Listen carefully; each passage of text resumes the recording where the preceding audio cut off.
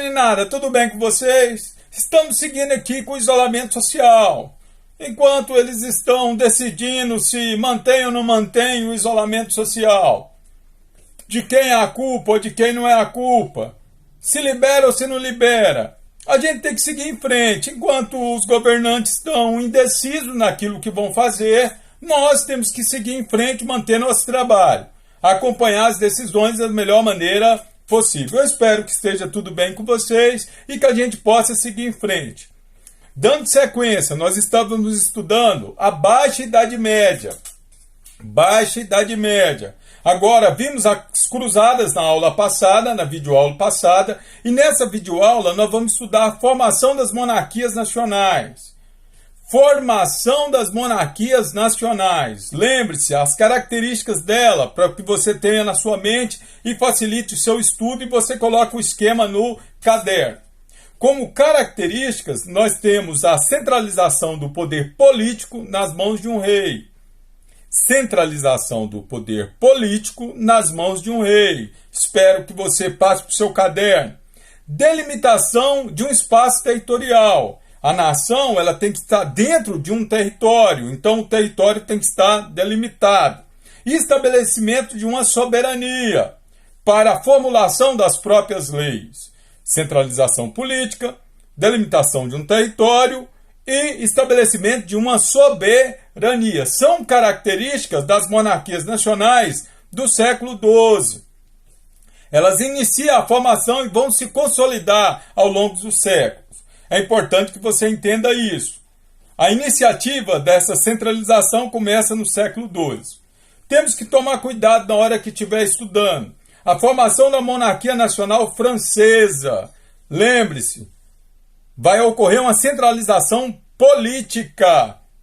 Política, que vai dar origem à França. Isso século XII. Cuidado, na hora que estiver estudando, destaque. A centralização política inicia com o rei Felipe II, lá na França, Felipe II. E um dos aspectos que mais cai na prova, que você tem que estar atento, é que o caso clássico é a formação da monarquia nacional francesa devido à união do rei mais da burguesia. Rei mais burguesia. É bom que você tenha esse tópico no seu caderno. Quais as vantagens para o rei? Para o rei, quais as vantagens em unir com a burguesia?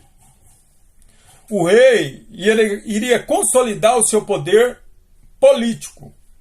Consolidar o seu poder político. Ele precisava do apoio econômico da burguesia para fazer o controle sobre um poder militar. Um exército que pudesse sufocar todos os nobres que não aceitassem a centralização política. Quem iria bancar tudo isso? A burguesia. Então é vantajoso para o rei ter o apoio da burguesia nesse momento. Mas também é vantajoso para a burguesia. E isso te cobra na hora da tua prova, que você tem que tomar cuidado. O que a burguesia ganha? Se o Estado estiver centralizado, pode ocorrer uma unificação de impostos. Unificação de impostos, cobrado pelo rei. Uma unificação da moeda. Lembre-se que no feudalismo, a dificuldade, o feudalismo é amonetário. Então, com a centralização política, o rei pode criar e unificar uma moeda. É interessantíssimo para a burguesia para facilitar a atividade comercial. A padronização de pesos e medidas. Cada feudo tinha um peso e uma medida. Se ocorre a formação da monarquia nacional, o peso e a medida pode estar padronizado. Consequentemente, pode gerar uma intensificação da atividade comercial. Então, perceba, a centralização política, o caso clássico, é a unificação do rei mais da burguesia. Então, tem vantagens para o rei e vantagens para a burguesia. É importante que você tenha isso no seu caderno anotado, o seu esquema. Caso clássico, a formação da monarquia nacional francesa. Outra monarquia importantíssima é a formação da monarquia nacional inglesa.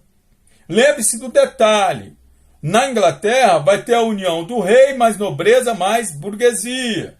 Rei, nobreza e burguesia. Alguns reis se destacam na centralização política. O rei Ricardo Coração de Leão, o rei João Sem Terra. Então, cuidado. Na hora da prova, tem essas particularidades que a gente tem que tomar cuidado. Agora, na península itálica, Península Ibérica, na Península Ibérica, onde está localizado Portugal e Espanha, você tem que tomar cuidado. O principal fator da unificação na Península Ibérica, o principal fator da unificação é a Guerra de Reconquista. É a Guerra de Reconquista. O que foi essa guerra? Ela foi disputada entre cristãos e mouros. Cristãos e mouros, visando a reconquista da Península Ibérica pelos cristãos. Entenda isso.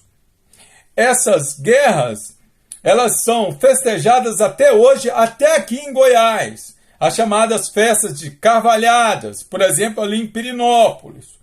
Então, é importante que você lembre-se que os árabes atravessaram o Estreito de Gibraltar e ocuparam a Península Ibérica. Agora eles serão expulsos, então essas guerras de reconquista são consideradas guerras santas. E as guerras de reconquista foram os principais fatores que ajudaram na centralização política que formou a Espanha e a centralização política que forma Portugal. Então, o destaque para a Espanha e Portugal é a Guerra de Reconquista. Isso você tem que ter na cabeça, que cai muito. Lembrando que a Espanha teve o casamento de Fernando do Reino de Aragão com Isabel do Reino de Castela. Da junção desses dois reinos ocorreu a formação de um novo país, por nome Espanha. É importante que você saiba disso, é importante que você tome cuidado. Já Portugal, lembrando que o principal fator da unificação de Portugal está ligado à Guerra de Reconquista. Portugal também se destaca com a dinastia de Borgonha, união do rei mais da nobreza. E outro aspecto que você tem que tomar cuidado, a Revolução de Aviso. Isso já é a união do rei mais a burguesia. A Revolução de Aviso traz a união do rei mais burguesia. Então entenda que diante da decadência do feudalismo, nós temos que prestar atenção na formação das monarquias nacionais. Formação das monarquias nacionais. Com destaque para a formação da monarquia nacional francesa, ou seja, a França, a Inglaterra, Portugal e Espanha. Tem que se tomar bastante cuidado na hora que você estiver estudando esse aspecto da Baixa Idade Média. Outro século importantíssimo na Baixa Idade Média, século importantíssimo para nós é o século XIV. Esse século é um século marcado por pestes, fome e guerras. Peste, fome e guerra, século XIV. Importante para você entender o declínio, a decadência da Idade Média. Entenda, perceba, não é nada da noite para o dia. São vários séculos, as transformações são lentas e graduais. A nível didático, nós estudamos de forma mais rápida, mas as transformações são de forma lentas e graduais. E o que marca o século XIV? Peste, fome e guerra. E qual que é a peste? É a famosa peste negra, também chamada de peste bubônica. Lembrando que nós estamos num período de pandemia. Mas lembre, a peste negra é causada por uma bactéria. Yersinia pestis, bactéria. Hoje, a pandemia de hoje é causada por um vírus, o coronavírus. Tem diferença. Cuidado com isso. Muito cuidado. É importante que você entenda que a peste negra ela arrasa a Europa. Ela é transmitida de duas formas distintas. Por via sanguínea, que é a fase lenta. O indivíduo demora mais para morrer. E por via aérea, essa é a fase mais rápida, atingindo os pulmões. Uma doença pneumônica. A morte extremamente rápida e extremamente contagiosa. Então, consequentemente, é algo que o europeu não conhecia. Ele vai se deparar contra um adversário invisível, uma nova doença que não possui cura para a época. Os sintomas da peste negra: febre, úlceras na pele, com pus, aí daí já dá para você imaginar o quadro, sangramento constante. Então dá para você visualizar a situação. Agora, a parte mais característica são manchas negras na pele. Daí a chamada peste negra. Manchas negras. O primeiro surto, você tem que tomar cuidado, porque devido à pandemia de hoje, o examinador ele pode utilizar o exemplo da pandemia de hoje e trazer algo do passado, para que você entenda que não é algo exclusivo do nosso século que nós estamos vivendo. O primeiro surto, ela foi em Constantinopla, no século VI.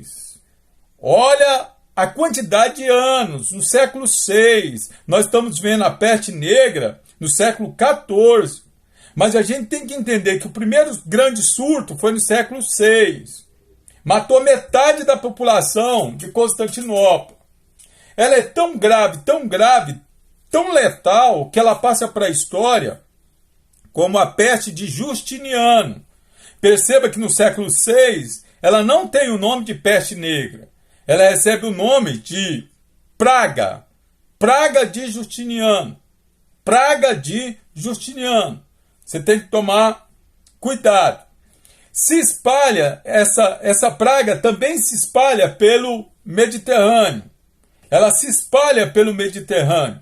Ela dificultou, lembrando que Justiniano desejava fazer a expansão territorial, reconstruir o Império Romano do Ocidente. Entenda que essa praga que assolou o século VI dificultou até mesmo a expansão militar, mas ela se espalha pelo Mediterrâneo e dificulta as novas conquistas. Isso, século VI. Durante o século VI ao século XIV, a peste se destaca mais na Ásia, principalmente no Império Mongol. Lembrando que os mongóis criaram inúmeras rotas comerciais. E também na China. Então, eu tenho a peste no século VI. Do século VI ao século XIV, eu tenho epidemias na Ásia, Império Mongol e na China. Mas ela fica realmente conhecida no século XIV, no ano de 1347 a 1350. Em somente 3 anos, ela matou 1/3 da população europeia. 1/3 da população europeia. As condições naquela época eram favoráveis. O comércio marítimo não possuía fiscalização sanitária. Os navios chegavam repletos de ratos pretos, com inúmeras pulgas. E eram essas pulgas que carregavam a bactéria. Então, consequentemente, não existia essa fiscalização sanitária. As cidades eram governadas sem planejamento. Inexistência de coleta de lixo, saneamento básico, banheiros internos. A população era iletrada. Existiam inúmeras verdades inquestionáveis. As condições de saúde inapropriadas. É um prato cheio. Um prato cheio para a doença se espalhar. O último grande surto foi na cidade de Marsella, de 1720, século XVIII. Olha, do século VI ao século XVIII. Lá em Marsella, a estratégia adotada foi evitar o contágio. Como a doença já era conhecida e ainda não tinha cura, ocorreu uma fiscalização dos navios mercantis, imposição de quarentena a esses navios, um isolamento social e até mesmo criação de um hospital público. Perceba que a saúde pública começa a a ser vista.